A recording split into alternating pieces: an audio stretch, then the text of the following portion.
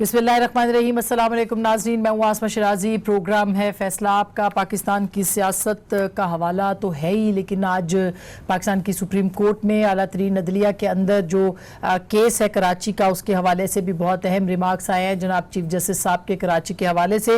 और chief justice गुलजार अहमद साहब ने फरमाया कि कराची से कश्मीर तक बुरा हाल है, सिंध हुकूमत मुकम्मल नाकाम हो चुकी है, हाईवे पर इश्तिहारात लगे हुए हैं, पब्लिक प्राइवेट पार्टनरशिप ये क्या होती है, आप किसी और को कैसे कॉन्ट्रैक्ट दे सकते हैं, ऐसे कामों की इजाजत नहीं देते। और ये भी कहा कि सिंध हुकूमत मुकम्मल नाकाम है, जबकि हुक्मरान मजे उड़ा रहे हैं, यहाँ माफिया ऑपरेट कर रहा है, कोई कानूनी अमलदारी नहीं, पूरी हुकूमती मशीनरी सब मुलव्विस है, अफसरशाही सब मिले हुए हैं, ये तो मुकम्मल अनारकी वाला सूबा हो गया है। इसको कौन ठीक करेगा? क्या वफाकी हुकूमत को कहें कि आकर ठीक करें? ये वो अहम सवाल है जो कि आज चीफ जस्टिस साहब ने अदालत में रखा। अटॉर्नी जनरल साहब ने इसका जवाब यूं दिया कि कराची जो है उसको कोई ऑन नहीं करता, कराची पाकिस्तान है, मेट्रोपॉलिटन सिटी है, और कोई भी मुल्क अपने मेट्रोपॉलिटन सिटी को तबाह होते नहीं देख सकता। इस माह मकामी हुकूमत ख़त्म हो रही है, यानी जो निज़ाम है कौंसिल्स का, जो मकामी इंतज़ामिया का जो निज़ाम है वो ख़त्म हो रहा है। कराची के मामले पर संजीदगी के साथ सोच रहे हैं, तमाम आईनी और कानूनी पहलुओं पर गौर किया जाएगा। इस हवाले से कोई हतमी बात नहीं कर सकता, लेकिन जल्द फैसला होगा। याद रहे वजीर आजम कराची जाने वाले थे और उन्होंने अपना दौरा मुलतवी किया है। बहरहाल उन्होंने गवर्नर साहब को कल यहाँ तलब किया था। अटॉर्नी जनरल साहब की बात से ऐसा मालूम होता है कि कराची के अंदर कोई आईनी और कानूनी पहलू के मुताबिक कोई इंतजाम किया जा सकता है, कोई फैसला किया जा सकता है। बहरहाल आज सुप्रीम कोर्ट ने तो एक बहुत ही अहम जो मामला है उसके ऊपर अहम रिमार्क्स दे दिए हैं। क्या होने जा रहा है? खबरें आ रही हैं कि एनडीएमए को शायद कोई इंतजाम जो है वो संभालने का कहा जाए शहर के हवाले से। क्या ये होना चाहिए? एक अहम सवाल है।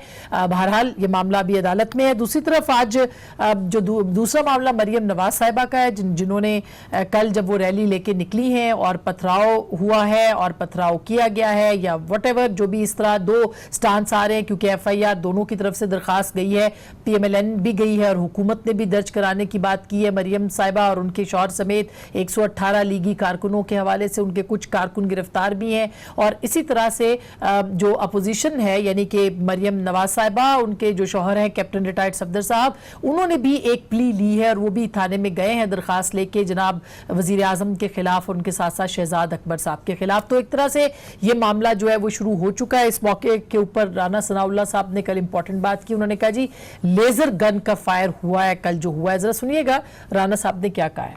दूसरी तरफ मरियम नवाज साहिबा ने एक वीडियो जारी की है और उसके ऊपर उन्होंने ये कहा है कि ये पत्थर से तो बुलेट प्रूफ गाड़ी जो है वो डैमेज नहीं हो सकती। उन्होंने क्या अपनी एक वीडियो के अंदर बताया है वो भी जरा सुन लेते हैं, फिर इस बात पे बात करेंगे। जरा सुनवाइएगा।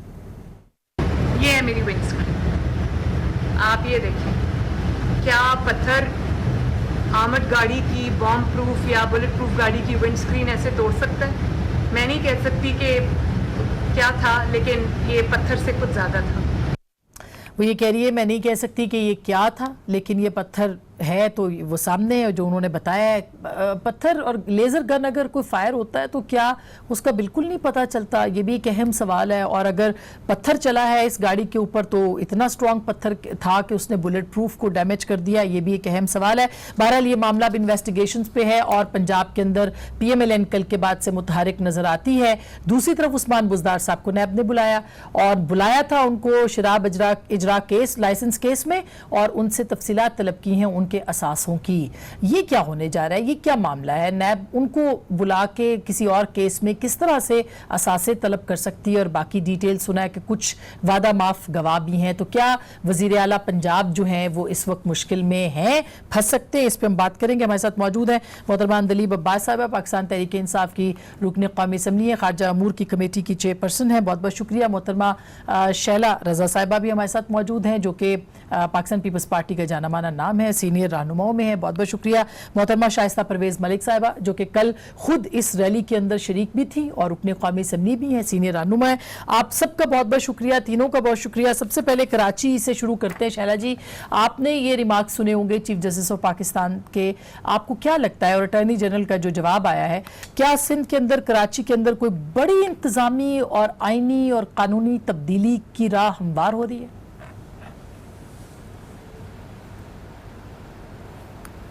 जी जी शैला जी। जी जी। अच्छा, देखिए बात ये है कि कराची का कचरे पे जब बात हुई तो एनडीएमए के जो हेड थे उन्होंने आके कहा कि चंद इलाकों में पानी था, उसका मसला था, वो भी ख़त्म हो गया। फिर क्या कहते हैं, बारिश हुई तो हमने देखा कि लाहौर डूब गया, कराची में भी बहुत बारिश हुई लेकिन 4-6 घंटे में पानी उतर गया। अब जो कचरा है वो तो है, क्योंकि जाहिर है कि जब बारिश होती है तो कचरा गीला हो जाता है, और जो कचरा निकाला भी गया था नालों में से वो गीला था और उसको लैंडफिल साइट पे गीले कचरे को नहीं पहुंचाया जाता। और जिन नालों की जिम्मेदारी एनडीएमए के पास है वो सिर्फ 3 नाले हैं। 35 नाले अभी भी जो है वो सिंध गवर्नमेंट उस पर काम कर रही है, और 3 नालों पे भी 80% काम हो गया था। ठीक है। तो बात यह है कि कौन से मुल्क में या पाकिस्तान के कौन से सूबे में प्रोविंशियल गवर्नमेंट जो है वो लोकल गवर्नमेंट के होते हुए काम करती है। लेकिन हमारी बदकिस्मती ये है, स्पेशली कराची में, कि 4 ZMCs जो हैं 6 में से वो पीटीआई और MQM के पास हैं, और मेयर भी उनका है, और उनको बजट भी मिलता है। पिछले साल तो फैसल वाउडा इतने जज्बाती हो गए कि वो नैब में चले गए कि मेयर कराची को 20 महीने में 16.5 अरब रुपए मिले थे, इन्होंने क्या किया। और इस साल भी अगर मैं कहूं तो गलत लगेगा, मुस्तफा कमाल ने कहा कि 15.5 अरब तो मिल चुके, इन्होंने काम क्यों नहीं किया। और इसके अलावा वर्ल्ड बैंक से नाले साफ करने के लिए तो आपको लगता है कि मामला कोई और है? बताएं कि आपको लगता है शैला जी कि मामला कोई और है? मेरा ये कहना है नहीं, मामला तो कोई और मुझे होता तो फिर तो पूरे मुल्क में, मतलब कराची में मसाइल हैं, लेकिन मैंने तो लाहौर डूबा देखा। कराची के तो नशेबी इलाके जहां पे तजावुजात थी वहां मसाइल हैं, और तजावुजात हैं, लेकिन लाहौर के तो मैंने सारे एरियाज डूबे देखे। ठीक। मुझे वजूहात जो बहुत बड़ी नजर आई वो मुझे चीनी का 100 रुपए कीमत जो है उसकी क्रॉस करना नजर आई। मुझे जो वजूहात नजर आई वो पेट्रोलियम प्राइसेस नजर आई। मुझे जो वजूहात नजर आई वो आटा 72 रुपए हो गया ये नजर आया। वो तो मुझे जो वजूहात नजर आई वो मईशत जो है वो नेगेटिव पे चली गई। वो मामला लेकिन कराची की मसाइल हैं। हाँ, कराची का मामला तो सुप्रीम कोर्ट नहीं, कराची के मसाइल हैं। हाँ। लेकिन इसमें फेलियर तो वफाकी गवर्नमेंट का है कि उनकी पार्टी और उनकी अलाइज जो हैं वो 4 ZMCs में हैं। अच्छा, उनका बजट उनके पास काम नहीं करते। वाकई कराची यतीम है, सही कह रहे हैं अटॉर्नी जनरल। अच्छा, ये नतीजतन हमें काम करना पड़ रहा है। ठीक, अब हम तो इतना अच्छा नहीं कर सकते ना, हमारा काम नहीं है ये। शाइस्ता जी, अब इंतज़ामी उमूर की हम बात कर रहे हैं। एक तरफ सुप्रीम कोर्ट ने ये कहा है, सिंध के हवाले से पीटीआई के भी बड़े तहफ़्फ़ुज़ात हैं, दूसरी तरफ पंजाब के चीफ एग्जीक्यूटिव को बुलाया जाता है और शराब लाइसेंस केस के अंदर उनको बुलाया जाता है, असासे उनसे तलब कर लिए जाते हैं, पूरे ख़ानदान के, सारे ख़ानदान के उनके असासे तलब किए। ठीक है, उनकी परफॉर्मेंस पे अगर कोई होता, किसी स्कैंडल और में बुलाया जाता, वो एक अलग बात थी। क्या आपको लगता है कि ये इंतज़ामी उमूर पे सारी हुकूमतों को जो है अब चेक किया जाएगा, टाइट किया जाएगा, चीफ एग्जीक्यूटिव्स को? शाइस्ता जी, शाइस्ता जी, शाइस्ता जी, आपको मेरी आवाज आ रही है? जी, मुझे बहुत कम आ रही है। Are you questioning me? जी, मेरी एको भी कर रही है आवाज। एक तरफ कराची का मामला है, दूसरी तरफ चीफ एग्जीक्यूटिव जो सूबे के हैं, पंजाब के, उनको भी आज तलब किया गया है, और शराब इजरा के लाइसेंस केस के अंदर उनको असासे उनसे मांग लिए गए। चीफ एग्जीक्यूटिव को तलब किया गया है तो कोई बात नहीं, ये वही नैब है जिसमें prime minister, sitting prime minister को तलब किया जाता रहा है और वो पेश होते रहे हैं। और तमाम काबीना को तलब किया जाता है रहा है और वो पेश हुए, सिंध के चीफ मिनिस्टर को तलब किया जाता रहा और वो पेश हुए, तो इसमें कोई बात नहीं है। लेकिन कुछ ऑपोजिशन के जो हमारे लोग हैं उनको पहली दफा बुला के दौरान तफ्तीश अभी शुरू ही थी तो उनको गिरफ्तार कर लिया गया था जाता है। तो एक तो इनको, और दूसरा इमरान न्याजी साहब भी आसमा कहते थे कि जब आप इन्फ्लुएंस कर सकते हो किसी पोजीशन पे तो पहले आपको वो पोजीशन छोड़नी चाहिए। तो वो हाई मॉरल ग्राउंड अब कहाँ है?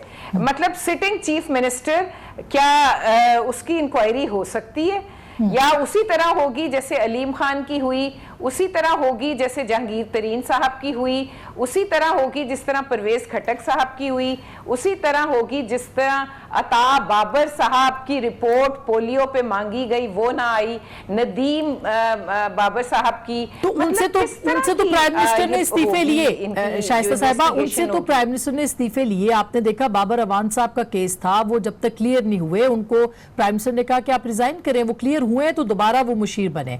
इसी तरह से तो आपको लगता है उस्मान बुज़दार साहब के केस में भी ऐसे हुआ, इमरान खान के केस में भी ऐसे हुआ था? नहीं, लेकिन चीफ मिनिस्टर सिंध तो पेश हो रहे हैं नैब के आगे, तो मतलब व्हाट इज सो, मतलब इसमें इतनी हैरानी और परेशानी की क्या बात है? नैब की कितनी क्रेडिबिलिटी रह गई है? नैब किस किस्म का अदारा रह गया है? ऑनरेबल कोर्ट्स चीख के क्या कह रहे हैं? ह्यूमन राइट्स वॉच इस अदारे के लिए क्या कह रहे हैं? उसके बाद ये जो कुछ कर लें, ये वही चेयरमैन है ना जो कहते थे कि अगर मैं हुकूमत के 2-4 लोगों को बुला के पूछ की सही इन्वेस्टिगेशन कर लूं तो हुकूमत गिर जाएगी, लेकिन जब मैं ऐसा करता हूं तो मेरी तनख्वाहें रोक ली जाती हैं, हमारे लोगों की टीएडीए रोक लिए जाते हैं। तो मतलब इस नैब की क्या बात करनी? ठीक, अच्छा, अब अंदलीब मर्जी बुलाए, हाँ, तो मर्जी करे। अच्छा अंदलीब, जो अपोजिशन की बात है वो ये कि अपोजिशन कहती है जी चीनी स्कैंडल की सब्सिडी के मामले पे चीफ एग्जीक्यूटिव को बुला लिया जाए, कोई बात नहीं, आटे के बहरान के ऊपर बुलाया जाए, कोई बात नहीं, जो बैड गवर्नेंस है उसके ऊपर बुलाया जाए, उस पर कोई बात नहीं। लेकिन क्या वही पैमाना है जो कि अपोजिशन के लिए है नैब का रवैया, वो क्या हुकूमती लोगों के लिए भी हो सकता है? पहले तो Asma, just to comment on Karachi, Sindh में ये 12 साल से, 5 साल ये मरकज में भी थे और ये सूबे में भी थे। और अगर ये 12 साल में 13वां साल चल रहा है, बैठ के ये कहते हैं कि ये हमारा काम नहीं है और हम कचरा नहीं उठा सकते क्योंकि वो गीला है, ये सूखा है, तो जो कराची का आज हाल है, जो उसका जिसको कहते हैं ना, पानी ले ले, कचरा ले ले, आप बिजली ले ले, कुछ भी ले ले, 5 साल ये सूबे में थे और साथ मरकज में भी थे, 5 साल, और 12 साल से ये सूबे में है। चले हमें तो 2 साल हुए, हम जो हमने एनडीएमए को भेजा, जो भी हुआ, 12 साल जब आप एक जगह पे बैठे हो जिसमें से 5 साल आप मरकज में भी हो, उसके बाद आप ये आके कहे तो फिर वाकई उसके बाद कुछ कहने की दुरुस्त बात है। लेकिन केपी में कितने अरसे से आप पीटीआई की सरकार है अंदलीब? जी बिल्कुल आपका सही सवाल है। केपी में, खैबर पख्तूनख्वा में पीटीआई की कितने अरसे से का क्या काम है? बिल्कुल पीटीआई की है, बिल्कुल है। कितने सालों से? हम तो कह रहे हैं कि पीटीआई की है, लेकिन हम ये, अभी तो आपने सिंध की बात की, मैं उसकी बात कर रही हूँ। पीटीआई की जो है, आप मुझसे पूछें, बिल्कुल मुझसे पूछें उसके बारे में कि कहाँ कचरा है, कहाँ पानी जमा होता है, कहाँ वो केपी में ये सारे मसले हैं जो आपने कराची में दिखाए हैं, कहाँ डूबा है वो, राइट? नंबर 1। नंबर 2 आप बात कर रही हैं कि जी नैब की, तो मुझे हमेशा, मैं आपको हमेशा ये कहती हूँ कि इस नैब को तो हमने हाथ नहीं लगाया। ये जो 99% केसेस है ना, ये सारे के सारे पीएमएलएन ने पीपल्स पार्टी पे किए हुए पुराने, 10 साल इनके पास रहा, इन्होंने एक दूसरे पे केस किए। जो जरदारी साहब वाला केस है वो नवाज शरीफ ने किया हुआ है और उन्होंने उन पे किए हुए। इसका चेयरमैन जिन पे ये तनकीद कर रही है, इन्होंने सिलेक्ट किया। इसमें सारे प्रोसिक्यूटर चपड़ासी, और अभी उसी नैब ने चीफ एग्जीक्यूटिव पंजाब को तलब किया है एक लाइसेंस के इजरा के ऊपर, एक लाइसेंस के इजरा के ऊपर। जी, चीफ एग्जीक्यूटिव पंजाब के सूबे के चीफ एग्जीक्यूटिव को बुलाया एक लाइसेंस के इजरा के ऊपर, उसी नैब ने।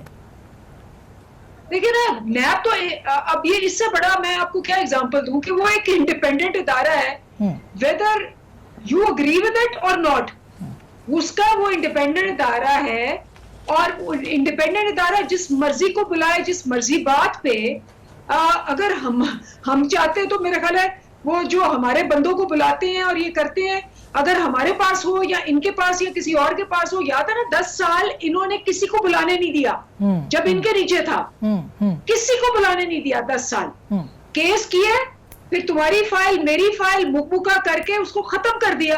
अच्छा, वैसे शाइस्ता साहब ये बात तो सही कह रही है दिलीप के, अब देखे ना वो आप जो भी बुलाया जाता है, कहा जाता है कि नहीं जी चूंकि अपोजिशन है, तो अभी तो उन्होंने वजीर आला पंजाब को तरफ कर लिया, वो कहते सिर्फ अपोजिशन को बुलाया जाता। शाइस्ता साहिबा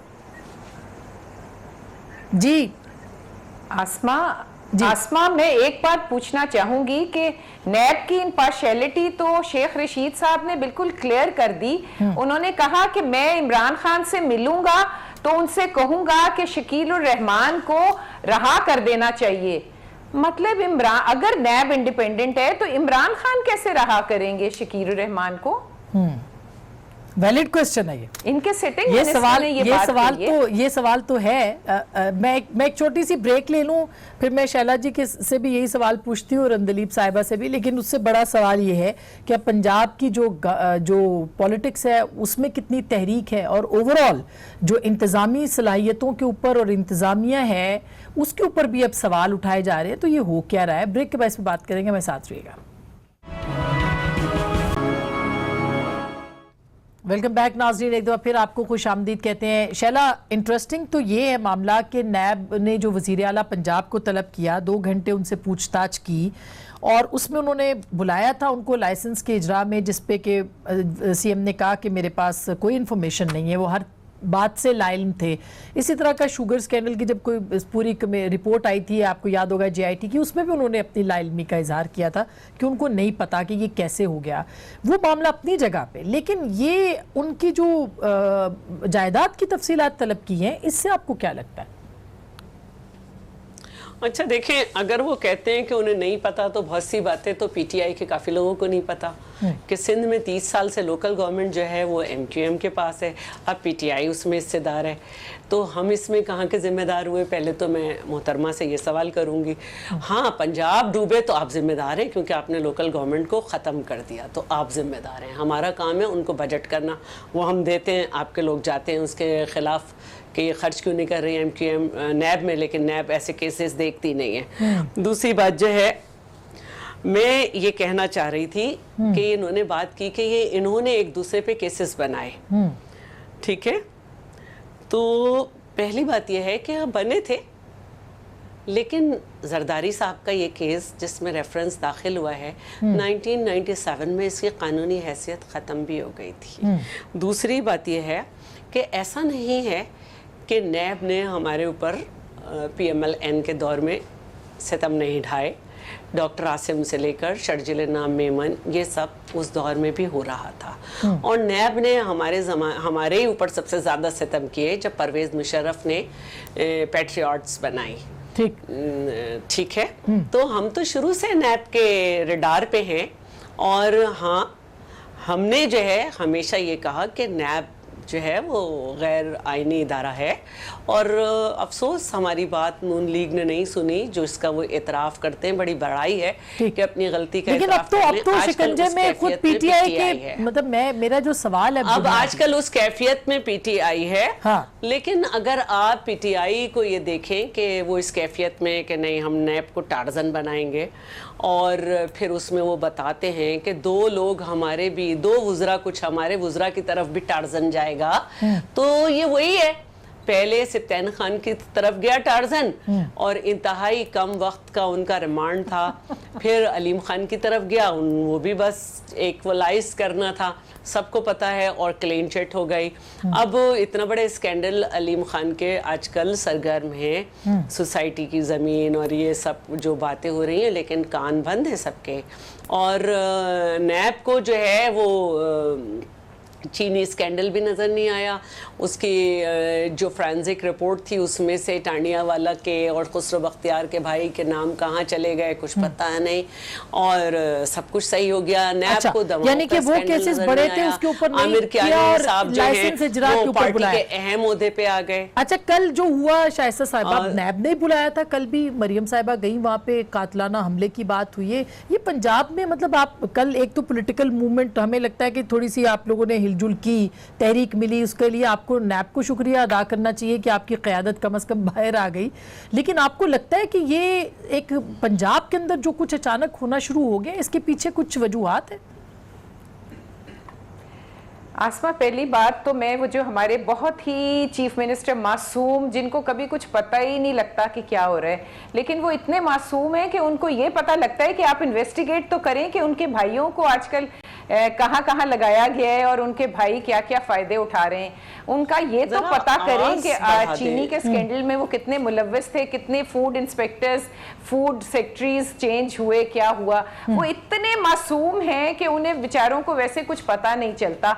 अब वो नैब के पास भी गए हैं, तो देखें, कुर्बानी का बकरा तो इन्होंने, इमरान नियाजी साहब की आदत है, वो यूज करते हैं लोगों को एंड देन उन्हीं के ऊपर वो हाई मॉरल ग्राउंड्स बना के उस पे अपना खड़ा हो जाते हैं। लेकिन जिस तरह वो लोगों को यूज करते हैं, जो कुछ करते हैं, वो सबके सामने है। लेकिन अब देखें, आपको मैं एक बात और बताऊं कि गवर्नेंस का हाल, मैं ये नहीं कह रही कि पहले कभी लाहौर में पानी नहीं आया, हमेशा आता है, जब बारिश ज्यादा होती है तो आता है, क्योंकि हैं प्रॉब्लम्स।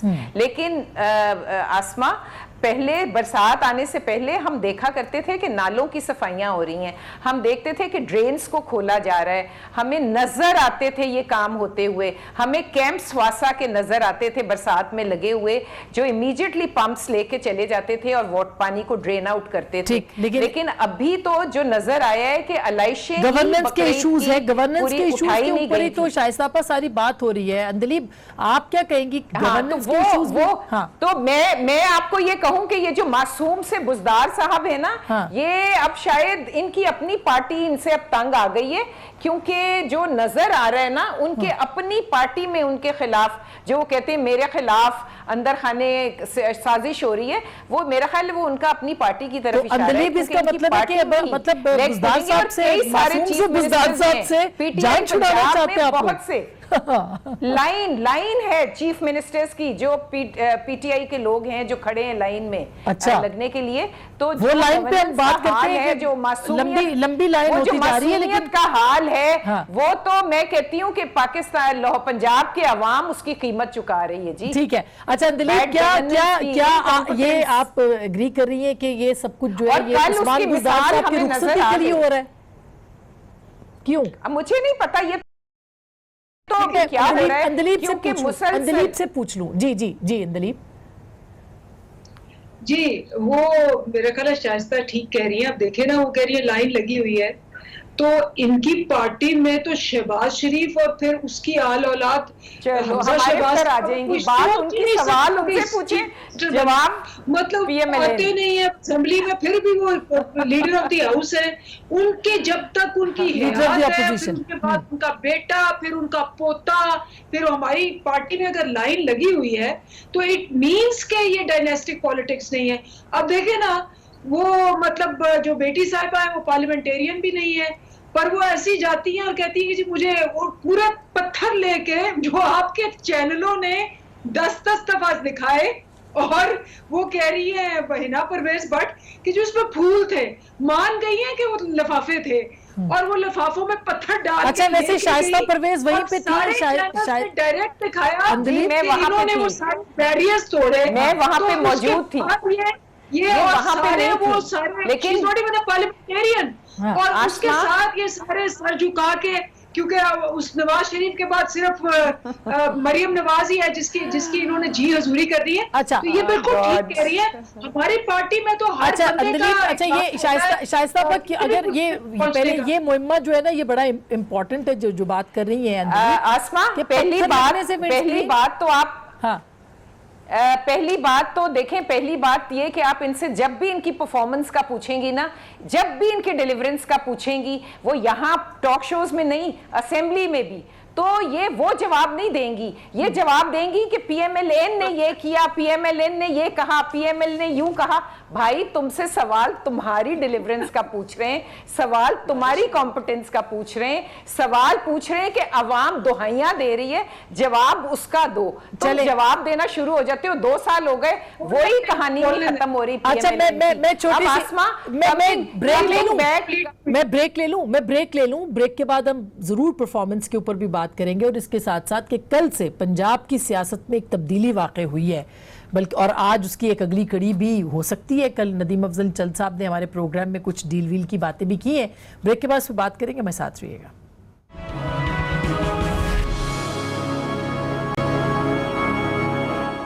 वेलकम बैक नाजरीन, एक बार फिर आपको खुश आमदीद कहते हैं। और अभी बात हो रही थी कि पंजाब की सियासत में जो है वो एक तहरीक सी हो गई है और पीएमएलएन भी अब आ गई है सामने। पीपल्स पार्टी बहुत अरसे से चाह रही थी कि पंजाब के अंदर वो मिलके तहरीक भी चलाए। तो अभी कल के बाद से शैला आपको लगता है कि पीपल्स पार्टी और पीएमएलएन बल्कि सारी अपोजिशन मुतहरिक हो जाएगी, ख़ास करके पंजाब में जहाँ पे एक पॉलिटिकल वैक्यूम नज़र आ रहा है? अच्छा आसमा, सबसे पहले तो मैं कोयटा में बरोरी रोड पर जो है दस्ती बम का हमला हुआ है जी, और मैं उसकी मजम्मत करती हूँ। बरोरी रोड पर बहुत भयानक यादें हमारी माजी की भी हैं, जब बहुत बड़ा एक अटैक हुआ था।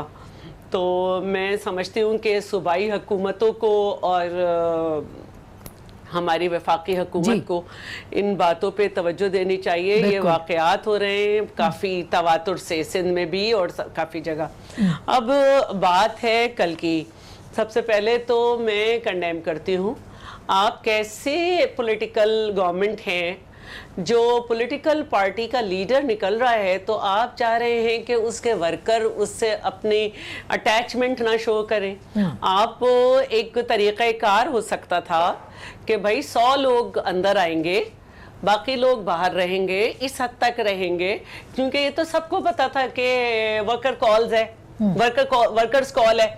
तो अगर आप वर्कर को इस तरह से करेंगे तो ये सही नहीं है। कोई भी हुकूमत हो, पहले इस्लामाबाद में जब चेयरमैन बिलावल गए थे उस वक्त भी ये हुआ था और ये नहीं होना चाहिए। और चाहे अदालत बुलाए चाहे कोई बुलाए, वर्कर्स अपने लीडर के साथ एसोसिएशन शो करते हैं और यही हमारे यहाँ कल्चर है। तो कल कुछ अच्छा नहीं लग रहा था और अफसोस हुआ मुझे, ये गलत बात थी। अच्छा, और अगर आप हिस्ट्री में जाएं तो जुल्फ़िकार जुडिशल मर्डर के बाद 17 लोगों ने, क्योंकि वहां पे उस वक्त इसी तरह का कानून, लेकिन अब क्या अपोजिशन इस मोमेंटम को जारी रखेगी? ये सबसे बड़ा सवाल है शैला, क्योंकि अपोजिशन भी तो अपना किरदार उस तरह से अदा नहीं कर पा रही और कहा जा रहा है कि कॉम्प्रोमाइज्ड है। देखिए, कल जो लोग निकले हैं वो इसीलिए निकले हैं कि उन्हें मरियम साहिबा में मूवमेंट नज़र आई है। अच्छा, और अगर मरियम साहिबा अपनी मूवमेंट बनाएंगी और इस तरह मूव करेंगी और बोलेंगी तो फिर बाकी लोग भी साथ आएंगे। दिलीप, आप लोग मतलब जान पड़ेगी। अभी भी मतलब घबराना नहीं है, बाकी या तो अपनी हर पार्टी का अपना डिसीजन होगा। ठीक है, अपोजिशन इकट्ठी हो रही है और कोई एपीसी वगैरह भी इन्होंने बनानी है, करनी है, तो कोई घबराने वाली बात तो नहीं है हुकूमत के लिए ना। 2 चीजें आसमा, मेरी बात पिछली दफा मैं बोल रही थी तो मुझे कंप्लीट नहीं करने दिया जी। पहली बात तो ये कि तारीख है इनकी और बिल्कुल एग्जैक्टली ये करते हैं, जब इनको कोई पकड़ने की कोशिश करता है और जस्टिस का यूं नहीं बनता, ये उस पर अटैक करते हैं। इन्होंने सुप्रीम कोर्ट पे अटैक किया, फिर आपको याद है गिरफ्तार करने की हमजा शहबाज को, उसके कपड़े फाड़ दिए, आपके चैनल ने डायरेक्ट दिखाया जी, कपड़े फाड़ के बाहर निकाला। और कल ये पत्थर लेके गए और इन्होंने बैरियर तोड़े और उल्टा चोर को तुवाल को डांटे। जो मर्जी कह लें, इनकी हिस्ट्री है, इनका कल्चर है। गुल्लू भट्ट साथ था और वो उन्होंने वही करना था, नंबर 1। नंबर 2 करे, मैं तो कहती हूँ 2 साल से कह रहे हैं इकट्ठे हो। ख्वाजा आसिफ ने आके प्रोग्राम में कहा है कि जी 100 बंदा नहीं इकट्ठा कर सके हम नवाज शरीफ के लिए, तो कल इन्होंने 100 इकट्ठा कर लिया। वेरी गुड, चाहे जो भी थे, ठीक। मैं कहती हूँ इकट्ठे हो जाए। क्यों बेचारे किस तरह से वो अच्छा। मौलाना फजलुर रहमान कहता है कि पहले भी धोखा दिया था, अभी भी धोखा दिया। शाइस्ता साहिबा, आप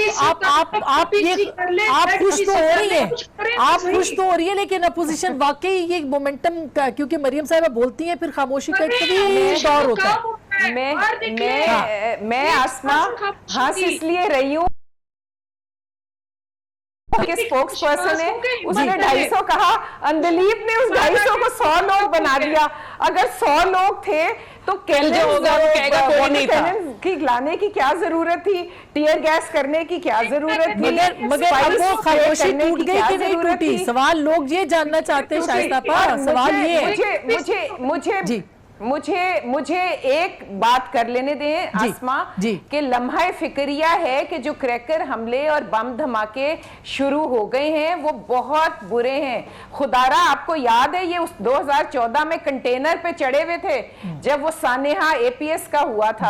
उस वक्त मियां नवाज शरीफ ने अपनी अना की परवाह नहीं की थी, इनको बुलाया था, इनविटेशन दी दोबारा यूनिटी की जरूरत है कि आओ तमाम पार्टीज एक फोरम पे बैठें और फैसला करें और डिसाइड करें, और उसके बाद आपने देखा था कि सबने मिलके एक फैसला किया था। तो पहले तो इनको कहें कि बहुत संगीन हालात हैं, ये कुछ उतर आए कंटेनर से और चीखना बंद कर दें। बहुत शुक्रिया, थैंक यू सो मच। मेरा ख्याल है कि ये बिल्कुल ऐसे हालात में हुकूमत को भी अपोजिशन के साथ चलना है, और अपोजिशन भी जो है वो प्लान कर रही है।